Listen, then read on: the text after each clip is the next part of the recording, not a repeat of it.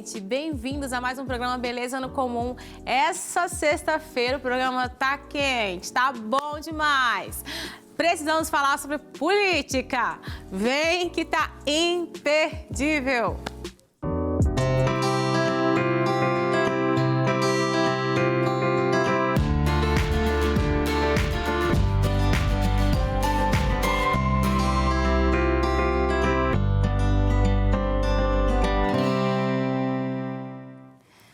Então, vamos começar já com a nossa reflexão, porque eu quero dar tempo para os meus convidados falarem o máximo e trazerem o máximo de informação que for possível para mim e para você, porque tá batendo a porta aí, né, gente? Daqui a pouquinho tá na hora da gente ir para a urna e escolher um candidato e é importante e necessário irmos nutrido de informações que estão para além, muito para além de ter um lado ou não ter um lado.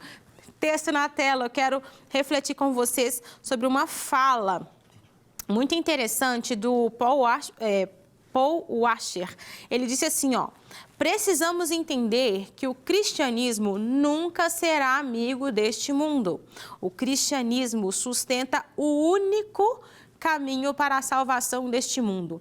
Eles nunca serão amigos. O cristianismo nunca irá cumprir as exigências do mundo. Em tempos como o nosso, é necessário separarmos. O cristianismo é a única ideologia capaz de salvar o mundo. Não é uma ideologia X ou Y, é o cristianismo. Só que às vezes a gente deixa o negócio ficar muito misturado, né? Então, por que eu comecei com esse texto? Porque importante é nós, enquanto cristãos, sabermos que o Salvador já veio, morreu e ressuscitou e nos deu uma missão. Vá, faz o que eu fiz e continue a salvar o mundo sendo como eu fui. Isso é o cristianismo. Qualquer outra coisa, menos do que isso é doutrina humana. E doutrina humana não salva ninguém. Por isso a gente precisa entender a política como uma ciência, como outras que temos aí. Ela em si não é capaz de salvar o homem, de salvar a humanidade. Não. Então, se a gente tem isso em mente, a gente vai olhar de uma forma diferente para esse cenário atual no nosso país. Vamos para a roda de conversa que eu falei? Tá quente hoje, hein?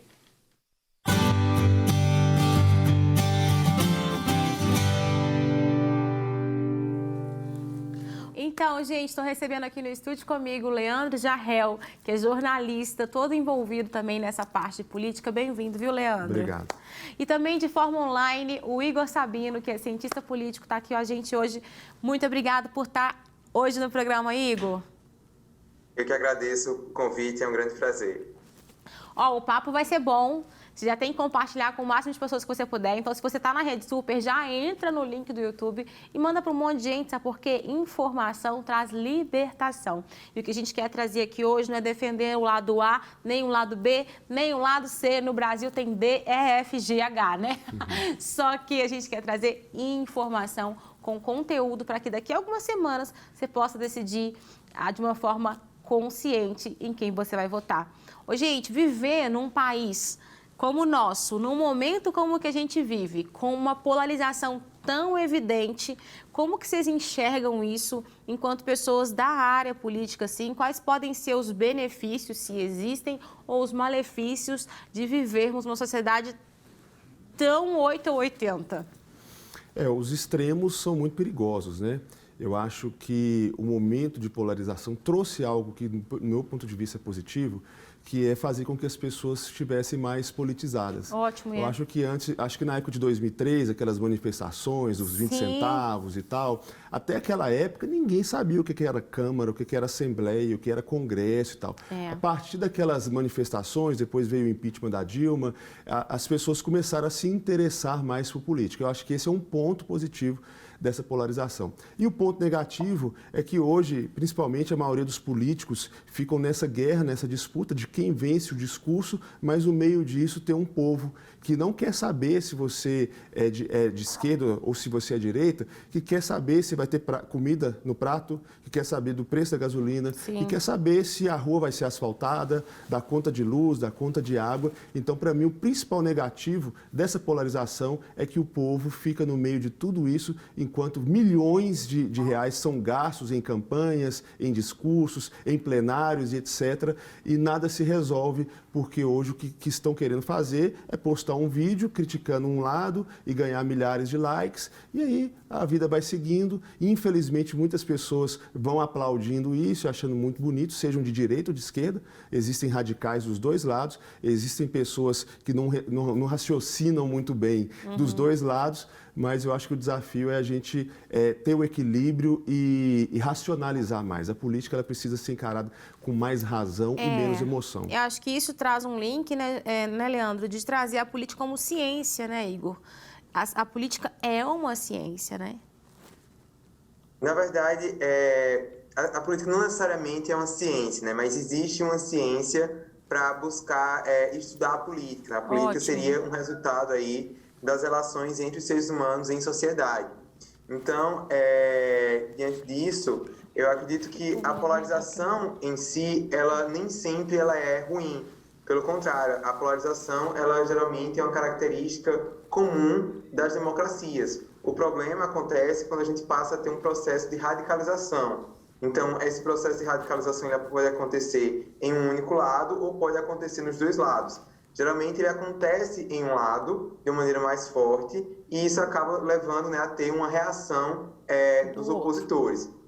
No caso do Brasil, eu acredito que a nossa democracia ainda é muito jovem, né? A gente teve um período aí de um regime autocrático, né, de um regime militar, e o nosso processo de redemocratização, ele tem início ali na década de 70, década de 80. Então, eu acho que a gente está começando a se entender o que é viver numa democracia mais recentemente. E isso acontece em um período de grande radicalização política no mundo inteiro. Então, esse fenômeno que a gente tem vivido no Brasil foi vivido, por exemplo, nos Estados Unidos, nas eleições do ano passado, mas as eleições do Trump lá em 2016, o Brexit, né, no Reino Unido, que foi a saída do Reino Unido da União Europeia, também na Europa, com as eleições lá na Hungria, do Viktor Orbán, na Turquia, o Erdogan, na Índia, com o Modi. Então, isso é uma característica, eu diria até, das democracias contemporâneas, o que pode ser causado aí por uma série de questões, uma delas é o avanço aí da tecnologia e das redes sociais, né? A mídia, principalmente as redes sociais, tem desempenhado aí um papel muito relevante na política. Certo, a gente pode entender, eu ouvi alguém dizendo, não vou me lembrar quem, que talvez a gente estivesse vivendo uma adolescência, como se fosse dizer assim, a democracia está numa adolescência aqui no Brasil, né? Então, o adolescente, ele tem muito esse perfil radical, né? Ou ele ama ou ele odeia. Talvez a gente possa ilustrar dessa forma, vocês acham que é uma boa ilustração? Eu acho que sim, faz sentido, né? Como o Igor disse, somos muito jovens, tanto como nação, afinal, temos 200 anos aí de independência e principalmente como democracia, né?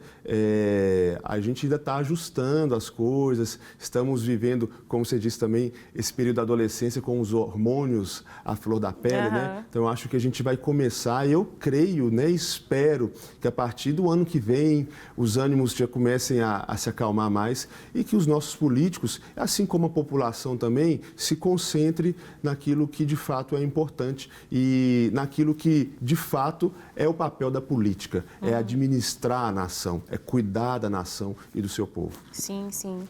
Ô Igor, você acha que essa nomenclatura de adolescência aí faz sentido diante do que você falou? Sim, sim, eu acho que faz muito sentido. A gente está começando aí a entender certas dinâmicas da vida pública, né, de como que a política funciona. Eu acho que principalmente esse interesse da população brasileira tem aumentado muito nos últimos anos. A gente tem vivido aí, né, embora como eu falei, o processo de democratização tem começado somente na década de 70, mas a gente já passou por 2 impeachments, né? E o último impeachment, ele gerou toda uma comoção nacional. Então, antes a gente não ouvia falar sobre direita ou esquerda. Isso eram palavras que eram totalmente ausentes do nosso dicionário. E hoje as pessoas até, muitas vezes, não sabem direito o que é, fazem generalizações, sejam positivas ou negativas, geralmente sempre é uma visão negativa do outro, né? Como se assim, se eu sou de direita, então todo mundo é de direita, não tem problema, a esquerda que é o problema, ou vice-versa.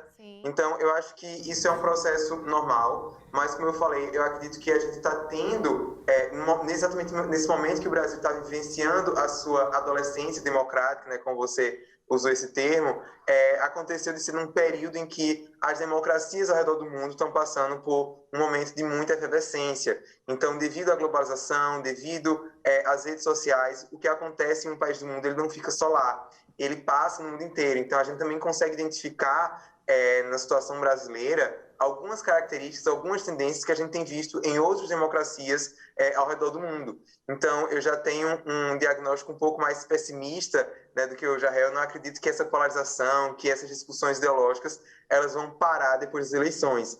Eu acho que isso pode até vir a se intensificar, independentemente de quem esteja no poder, porque a gente já chegou a esse estágio de polarização tão grande que é difícil a gente fazer previsões. No caso, nos Estados Unidos, se a gente for analisar, acreditava-se que depois das eleições do ano passado, as coisas ficariam mais tranquilas no país, e não foi isso que a gente viu, né? Quer dizer, as eleições de 2020, porque no período da pandemia, né, a gente acaba tendo uma visão errada do tempo. Sim. Mas, enfim, eu acho que são os desafios aí que a gente vai ter que enfrentar ainda nas próximas décadas, como cidadãos de uma democracia em uma época de globalização, de redes sociais e também de muita radicalização política. Tá.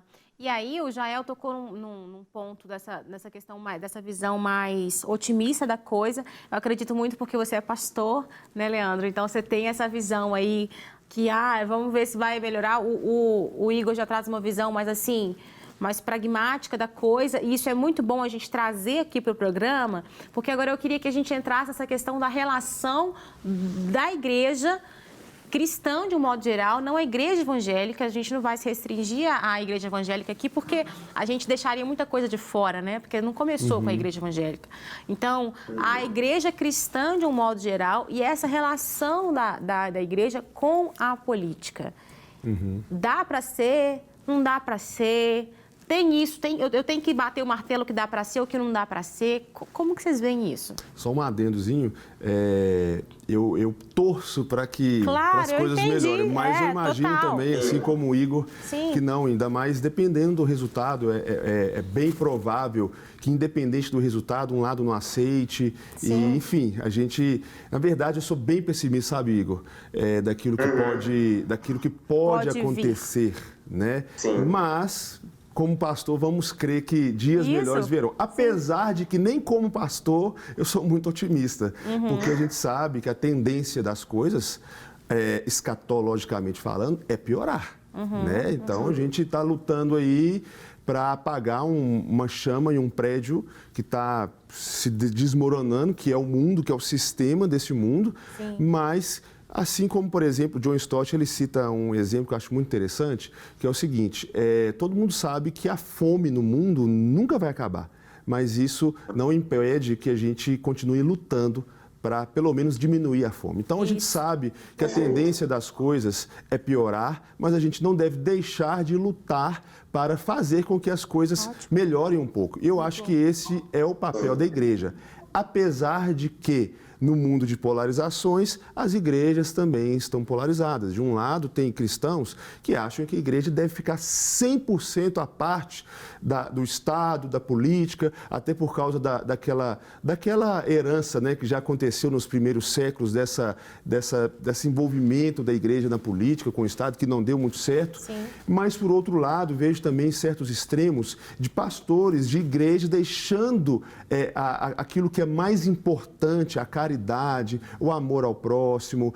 a assistência às pessoas para se envolver militantemente na política. Então, acho que a igreja precisa ter uma visão mais bíblica, uma cosmovisão mais bíblica a respeito do momento que a gente vive, a respeito da política, e só tendo essa visão clara a gente vai perceber que a Bíblia não é de direita, que a Bíblia não é de esquerda, mas a gente consegue, por exemplo, só através da palavra, entender qual que é o papel de fato. Eu, particularmente, creio que a igreja deve se envolver e influenciar, sim. Né? A gente tem um grande exemplo, é um cara que eu admiro muito, estudo muito sobre ele, que é o Abraham Kuyper, que foi um pastor, um teólogo, mas que se envolveu na política. Sim. E ele era um cara que, para a galera, entre aspas, da direita na época, ele era um cara de esquerda, porque ele era muito voltado ao socorro dos necessitados, por exemplo, e para a galera da esquerda, ele era demais, então, ele estava nem aí para isso, ele queria o bem-estar das pessoas. Eu acho que esse é o papel da igreja. Muito bom.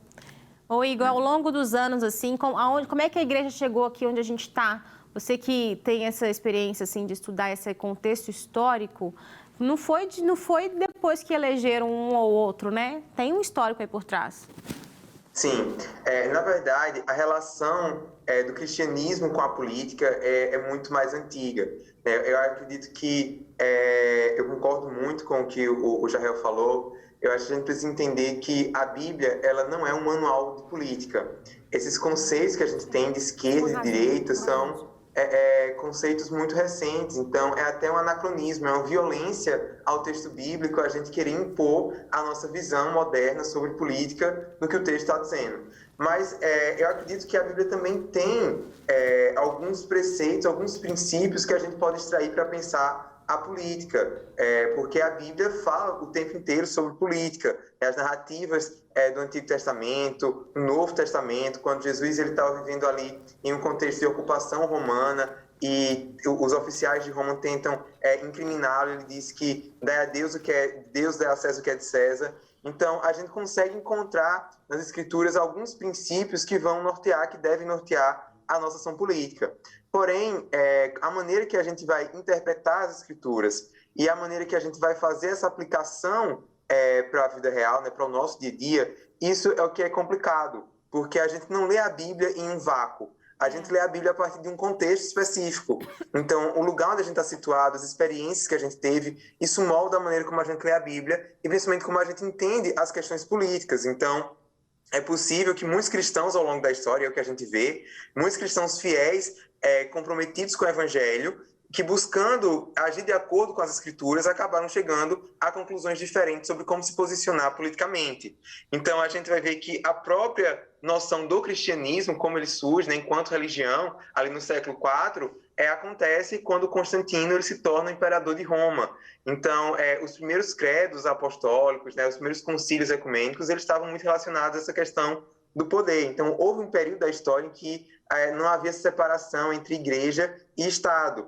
Depois houve, né, depois de muitos conflitos, depois da Reforma Protestante, a Guerra lá dos 100 Dias, a Paz de Westfália, que a gente teve essa separação.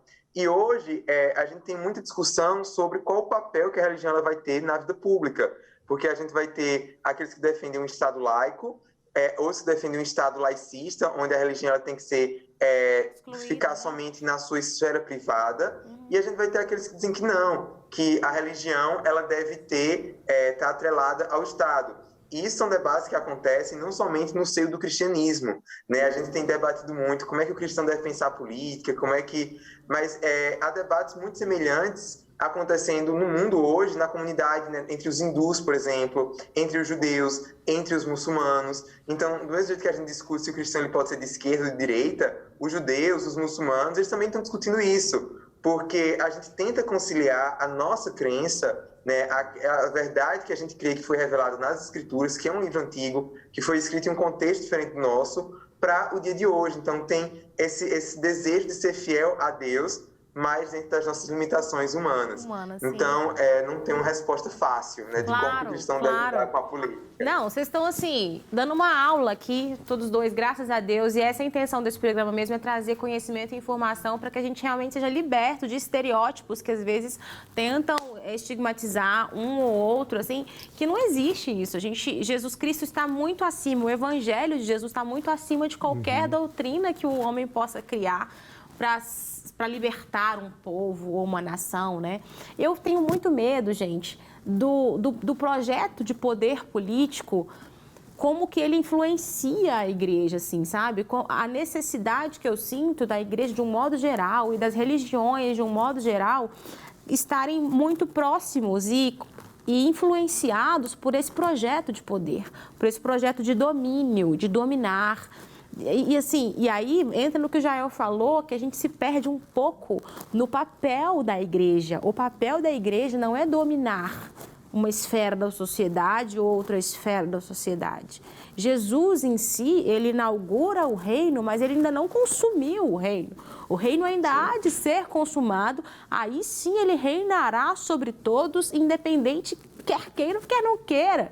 Então, o meu medo, meu temor hoje, aí eu estou dando a minha opinião sobre o assunto, a gente está muito se confundindo muito com esse projeto de poder, que tem muito a ver com as doutrinas do mundo. Eu acho que o cristão, ou pelo menos é o meu ponto de vista, a gente tem que pensar na liberdade das pessoas. Afinal, é uma democracia, da mesma forma com que, mas existe uma maioria de cristãos no Brasil. Ok, essa maioria representa uma parcela, mas existe uma outra parcela. E democracia é justamente isso. Então, eu acho que a gente tem que focar mais na liberdade, porque não adianta nada eu querer impor a minha religião. Eu acho muito interessante, por exemplo, 2 episódios, uma certa feita, um jovem rico chega para Jesus e fala como herdar a vida eterna, Jesus explica, o jovem rico não quis, ele pegou e saiu fora, Jesus pegou e virou e também seguiu a vida dele. Outro episódio, Jesus instruindo os seus 12 e fala, se você for entrar numa cidade, numa casa, se eles não te receberem, sacode a poeira dos pés, que trazia uma simbologia ali para os judeus na época, e parte para a próxima. Então, hoje a gente quer discutir, a gente quer brigar, a gente quer insistir em certas coisas que nem Jesus insistiria, né? O meu pastor, ele fala algo muito interessante, que é o seguinte, claro, né? Até toma muito cuidado com o que eu vou falar, que é claro que, por exemplo, a gente tem que lutar contra pautas como o aborto, ideologia de gênero, aquelas pautas que estão em pauta, né? Que a gente sabe muito bem nos dias de hoje. Mas, por outro lado, uma vez que eu quero ter a minha liberdade de culto religiosa, de pregar numa praça, eu tenho que respeitar a liberdade de culto do outro, eu tenho que respeitar a liberdade sexual do outro, claro, sem que eles tentem influenciar na minha casa e sem que eu tente também impor, né? O que a gente vê muitas vezes a igreja fazendo, querendo impor certas coisas que nem Jesus impõe. Então a gente precisa saber o lugar de cada um, né? E respeitar. Eu acho que está precisando de mais respeito e a igreja entender que não é por insistência. Eu ia falar de uma frase do meu pastor que ele sempre fala o seguinte: coração é coração e não importa o lugar. Então não adianta nada eu ficar insistindo contra uma pauta, mas se eu, de repente, para uma pessoa que é militante de alguma coisa que é contra a igreja, mas de repente, em vez de eu discutir a política com aquela pessoa, mas eu apresentar Jesus, aquela pessoa ela conhece Jesus, ela é liberta e acabou. O coração dela foi salvo sem precisar de discussões, brigas. Claro, a gente precisa se posicionar e etc, tem tudo isso, mas a gente tem que ter muito cuidado, muita sabedoria e, acima de tudo, ser instruído pelo Espírito Santo. Porque eu acho que tem muito cristão, muito político cristão entristecendo o Espírito Santo nos dias de hoje. Pode falar, Igor.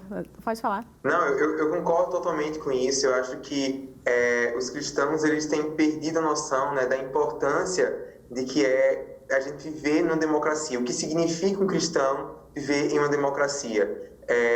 Voltando lá para o Kuyper, né, que o Jael já mencionou, uma coisa que eu gosto muito do Kuyper é exatamente esse foco que ele dava, né, nas obras dele sobre a importância do pluralismo, do mercado de ideias, de que se a gente acredita que o Evangelho ele realmente tem poder para salvar as pessoas, para transformar as pessoas, então a gente não deve ter medo de que outras ideologias elas vão suplantar o Evangelho.